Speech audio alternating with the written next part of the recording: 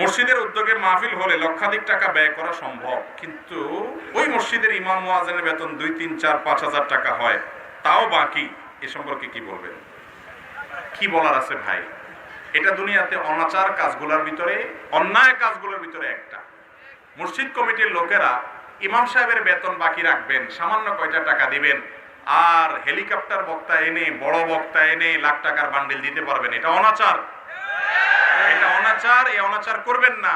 এর জন্য সওয়াব তো হবেই না, বরং উল্টা গুনাহ হওয়ার ভয় আছে।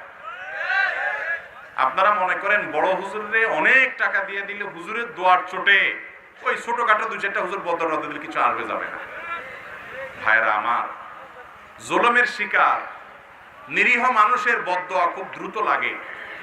আপনার ওই লাখ টাকার হুজুরের দোয়ার চাইতে ওই হুজুরের বদদোয়া লাগার সম্ভাবনা অনেক বেশি। এই জন্য আল্লাহর ওয়াস্তে লাক্সারিয়াস মাহফিলের জন্য টাকা খরচ করার চাইতে মসজিদের ইমাম মুয়াজ্জিন সাহেবদের হকটা সময় মতো আদায় করিয়েন এবং তাদের টাকাটা দিয়েন। মসজিদের পক্ষ থেকে মাহফিল, কয়েক লাখ টাকা বাজেট, কিন্তু ইমাম মুয়াজ্জিনের বেতন কম দেন। এগুলো উচিত না ভাই। ইমাম মুয়াজ্জিনরা তাদের জীবন যাতে সুন্দরভাবে, ভালোভাবে তারা পরিচালনা করতে পারেন, সেই জন্য তাদেরকে সম্মানজনক সম্মানী দেওয়াটা কমিটির লোকদের কর্তব্যের অংশ।